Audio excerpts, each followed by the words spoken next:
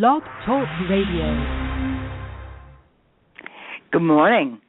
This is your host, Llorraine Neithardt, and you have reached Venus Unplugged, your virtual heartbreak hotel. And what we do here is we explore all things Venusian, love and beauty and passion, but it's from the inside. How does psyche see the world? Because whatever we don't know about ourselves is going to return to us as fate. So the more we know ourselves, and in the unknowing, that's also what dreams are about. Dreams will point out what we don't know about ourselves, not what we do know, which is why they can be so shocking.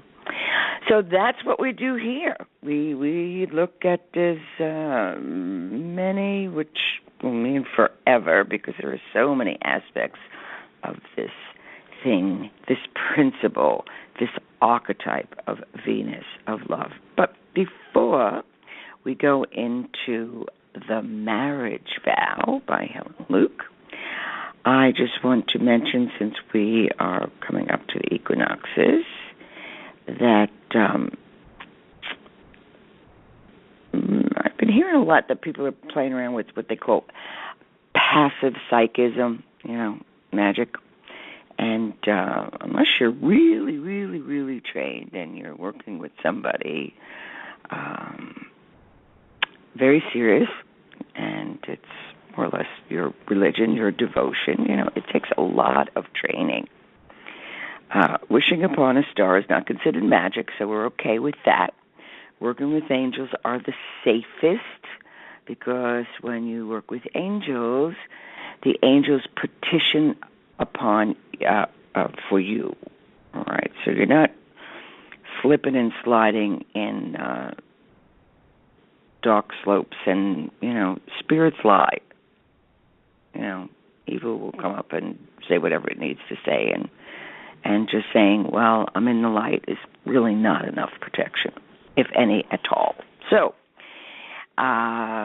be safe, do your prayers, wish upon stars, and have magic moments, but be very, very careful with magic unless you know what you're doing, or you've hired kind of a hit man or woman to do it for you, and even with that, I'd be extremely careful. But here's the good news, okay? So, because I've been hearing a lot about psychic attack, which is true.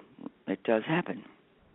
And so, magical souls, they have a lot of energy, but they cannot be sustained over the spring or autumn equinoxes. So equinoxes, which we're about ready to have in a day or so, equinoxes break up all the astral forms, and therefore they have to be rebuilt.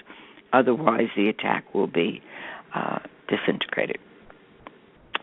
So you need to know that. Same is true at the spring. So when we're moving, that's why this period of time can be really difficult. Well, certainly with these solar flares the last couple of days, people have been really having a hard time. But also, it's natural at the spring and autumn equinox for any magical kind of attack or craziness that people do. It breaks up a lot. So, just thought you'd need that little occult hint. But we're moving from the occult into the marriage vow.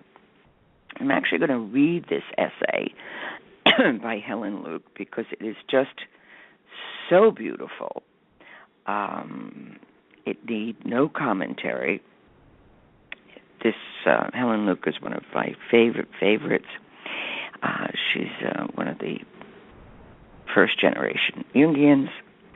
And it's good to kind of, start anything. You start with the originals. Start with Jung is like rock soup. That's not always so easy to read. But, Barbara Hanna, Helen Luke, von Franz, she's the brainiac, but she, once you get used to her cadence, the originals, and then kind of you can spin off certainly into your own interpretation, because the interesting thing about archetypal psychology and soul work is in many ways there's no rules. This is the path and this is the way, which is of course what makes it like a kaleidoscope. The archetypes are put in the kaleidoscope of your life, and they keep turning and playing with you, but waking you up. And that's what consciousness is. Consciousness is to become aware of what we don't know. That's why it can be terribly uncomfortable and dang right painful, but it is worth the gold that you're going to get. And we're here anyway. So, let's move on. I don't know if I'll get to read the whole thing in this half an hour, and I'll finish it next week, but it's so absolutely beautiful. And it is well known in the esoteric world that, getting married on the new moon in Libra is the bee's knees. That is like the coolest of cool. I'm also... we had a party many years ago with a wonderful performance artist, but she did marry yourself, so you can marry yourself, which is a super idea. So this is the marriage vow, and let's get on with it. So here is what Helen Luke writes. I take thee to have and to behold this day forward, for better or for worse, for richer or poorer, in sickness and in health, to love and cherish till death do us part. And hereto I plight thee my troth. There are few lovelier words in the English language. The man who speaks them with all his heart, standing in the holy place, is pledging himself to more than the personal marriage between himself and his beloved.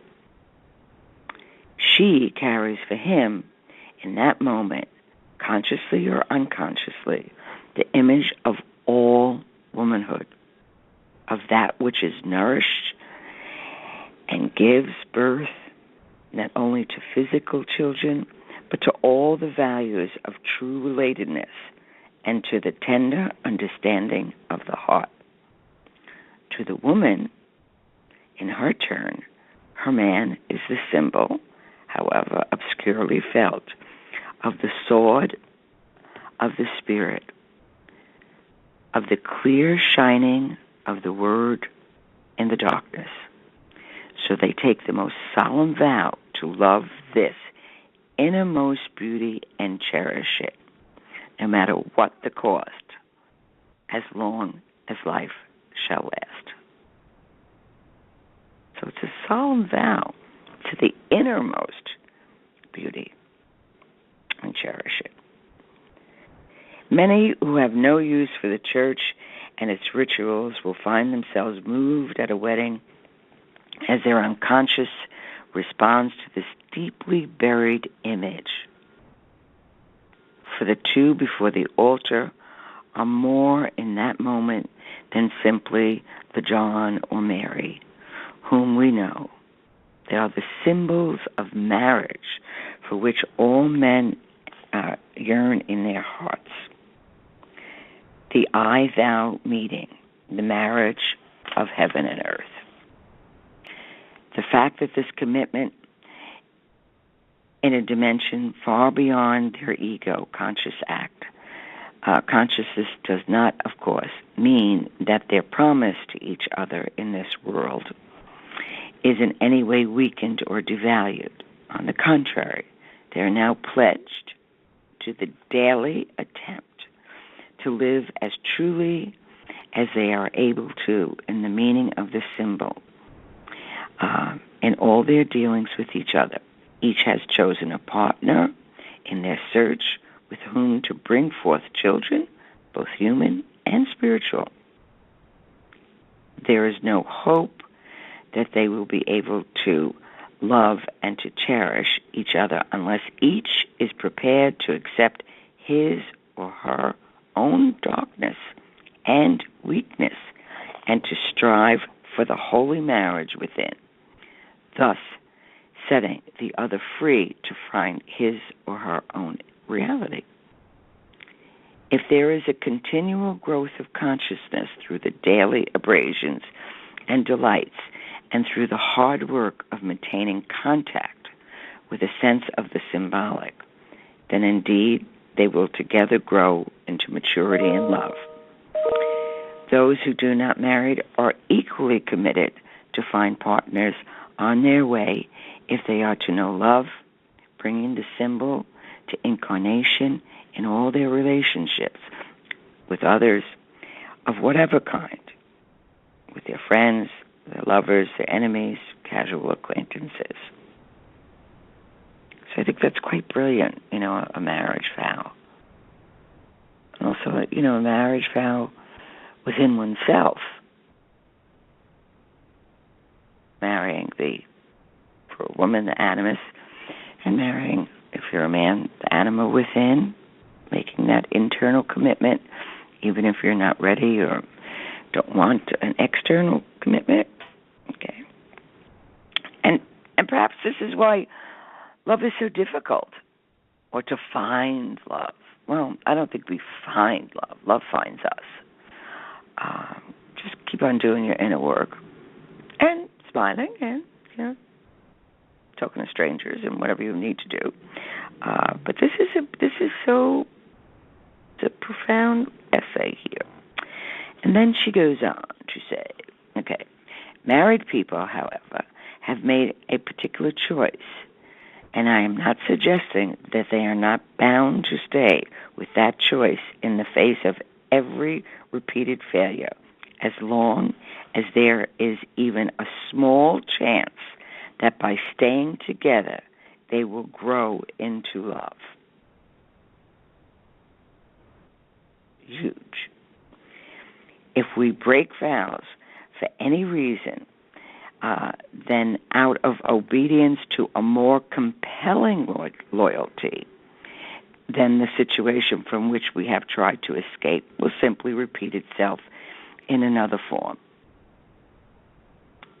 Nevertheless, for thousands of men and women who take the marriage vow in sincerity, the test of daily life through the years makes it plain that the choice they made was conditioned by projections, which, as they fade, leave exposed the facts that the two personalities are and have become destructive of each other, or perhaps their levels of consciousness are so far apart that their bond is the cause of their drifting further and further away from the true meaning of their vows.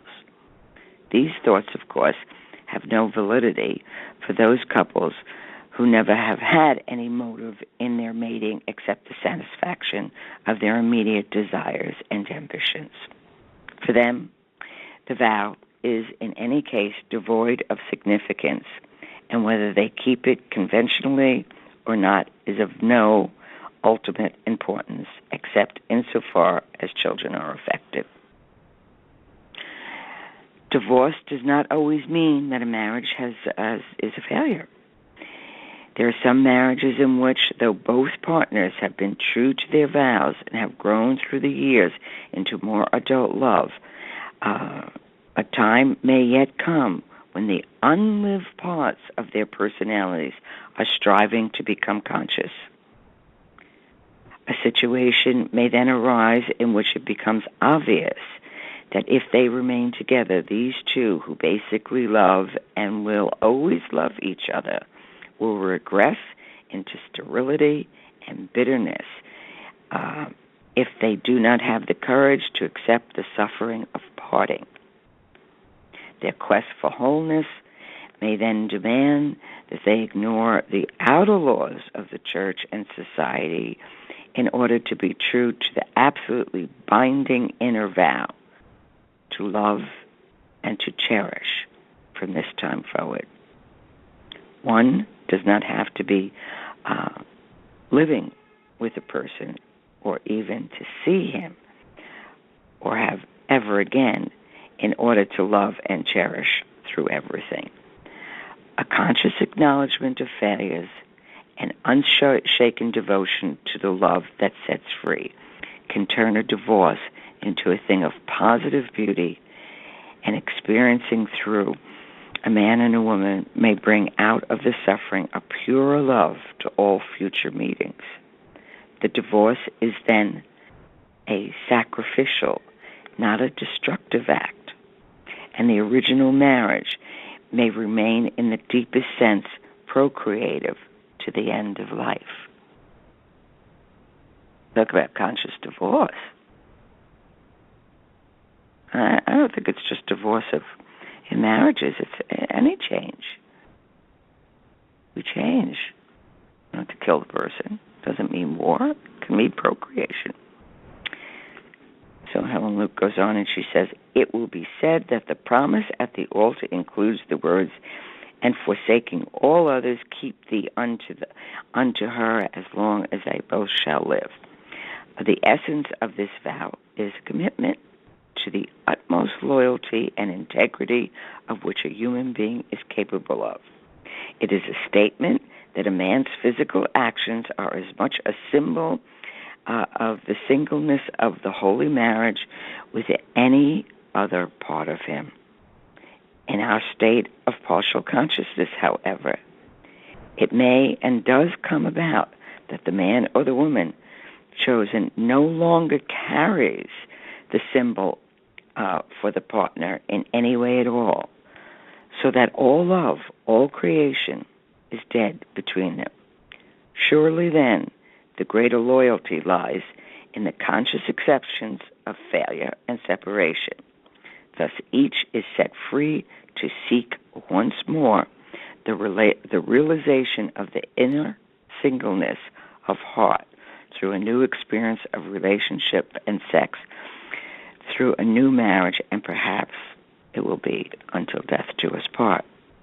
When the symbol is dead between two people, when there is no communication left on the level of the ego swinging between the opposites, then, if they cling to the letter of the law, a horrible betrayal of the marriage vow results in unconsciousness and in the unconscious. When animus and anima struggle to destroy each other, death has parted them in the most real sense of the word. Yet the church still clings to its undifferentiated attitude to these things. She refuses her children the opportunity of growth through a second marriage and clings to the rules without regarding for the individual truths. I read the other day of the simple and beautiful ritual of the divorce of the Orkney Islands long ago, before the coming of the courts of law. The couple who decided to part had to go into a certain church together and then quietly go out of it, one by the north door and the other by the south. That was all. It was surely the perfect symbol of a true divorce, a hint of its potential holy character. The couple returns to the altar before which they made their vows, as though renewed in that moment of their parting. One does not stand before the altar in order to announce that one is deliberately about to commit a sin. The simple ritual is an image through which we can feel the humble acceptance of failure, respect for individual responsibility, and the seeking of a blessing on a new attempt. One of the great arguments against recognizing divorce is always the damage of the broken home that it brings to children. If it were possible to assess this kind of damage, it would almost certainly be found that the hurt that is done to a child through the unconscious when he or she is forced to live with parents whom love for each other has turned to bitterness is far worse than that was caused by a physical breach. However successful the parents may be at covering up the fight between them, the child will suffer the terrifying consequences through the unconscious and will often carry the unsolved conflicts of his father and mother all his life. Insofar as a divorce really means a new chance for the parents to learn to love, and is not a running away. It can be a great gift to a child. Outer seeming, which is not true to the inner condition, is a deadly thing, far worse in impact on others than forthright, passionate sin. So that's it. That's what the marriage vow is about. If we are in relationship with someone where that inner energy is still alive, and it can bring love and passion and aggravation, and certainly evoke shadow, the stuff we don't know about ourselves, which is why we get probably angrier at those we love because we expect more. But what do we expect? We expect them to shut up and just love us and think we're perfect and do our bidding. We don't want them to say, gee, I noticed you're a little unconscious over there, or, which is, of course, fighting words. I don't think one should ever. That's another thing. When we really are seeking to relate and wish for truth between people, just hint at it. Don't come off as the law or the knowing. That's always the negative animus.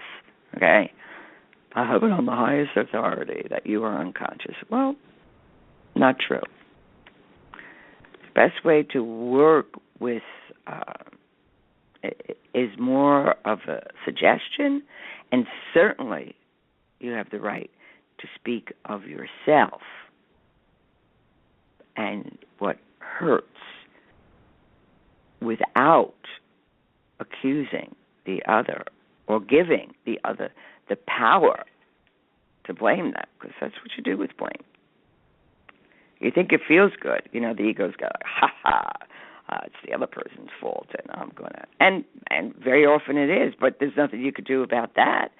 You're not going to get people to change. If they've done something, you know what? They really want to do it on some level.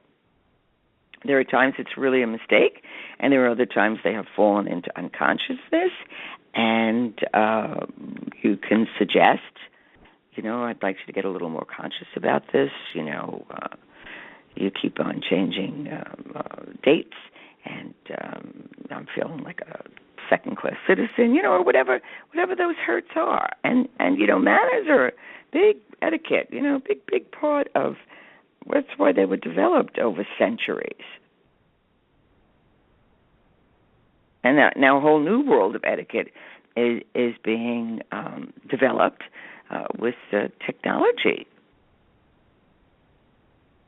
These days you go into a restaurant and everybody's not talking to one another, which is what the feast table is about, and they're on the phones. I was even at a dinner party where one person was emailing another person at the other end of the dinner party, which on one level was funny, but honestly rude. You come together to share one another's hearts or whatever it might be, and then you're texting. That breaks the vow of hospitality. Ancient times it was leave your guns and swords with the butler. Now it's like leave your cell phones at the door. Conversation, so that we could be in relationship. But so, the vows or relationships, we lament and we suffer. Where is the beloved? Where is the one? Well, the one you're calling in is the one who can trigger your shadow faster and better than anybody in the Wild West. unless you just want a superficial, unconscious,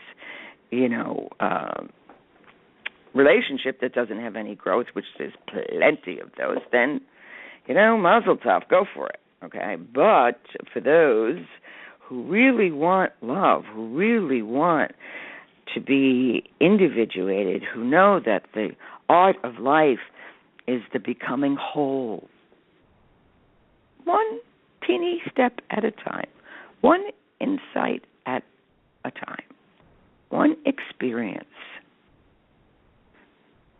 because that's what individuation is. It's when we take all those little broken parts and we start doing what we're doing here, which is learn about archetypes and learn about Venus and learn about shadows and lights and all those things that are really moving us along in evolution. Little by little, it adds up. You start understanding, okay, I don't have to strike out. Let me see what really got hurt. Was it my ego that I just got insulted? Was it my true value? Am I projecting onto somebody? All the different tricks we have of staying unconscious and not realizing the strangest, in a sense, magic of it all is how we get lured into the image of how easy life is when we're unconscious. Just do this and, stay asleep. No, you're going to miss an entire incarnation. Learn nothing and forget nothing? That's not what the deal is. We want world peace, which is pretty hard to come by with the way people think that God operates. If each individual works on their own individuation process, slowly becoming whole, that's so far-reaching in love. It's about being, and not in appearance, but truly in your thought and deed. And it, every day in every way, we work on this, and then it becomes this great adventure. Nothing is as it seems. So anytime it's like, I don't want to be happy. Well, that you can do. Just change that focus. What is it that would make you happy in that moment? Or sometimes when we're feeling so sad and lonely, just go out and do a random act of kindness. Change the energy. Okay, you can't give the kindness and love to yourself because we don't have enough strength to say to, the negative animus or animal, hell with you, I'm not listening to you. That is bad advice. We can't even tell internally which voice is not such great advice. And that's what we're trying to do here. So I hope you enjoyed the marriage vows and listened to it a couple of times because it's deep and it's beautiful. And for those who are getting married, congratulations. You've got a great job ahead of you. And for those who are getting divorced, you've got a great job ahead of you. And then for those just marry the self and know in marrying the self, you'll find the other, both internally and externally. Okay, ciao, ciao, bye. Progressive presents Mindflowness with Flow. Before you lies a beautiful meadow. In that meadow, Progressive Direct has placed its auto insurance rates alongside those of competitors. You select the lowest rate and feel a great sense of calm. A great sense of... Compare Progressive Direct rates with competitors' rates so you can rest easy. Visit Progressive.com. Progressive Casualty Insurance Company and Affiliates. Comparison rates not available in all states or situations. Prices vary based on how you buy. Vary based on how you buy. Vary based on how you buy. Vary based on how you buy.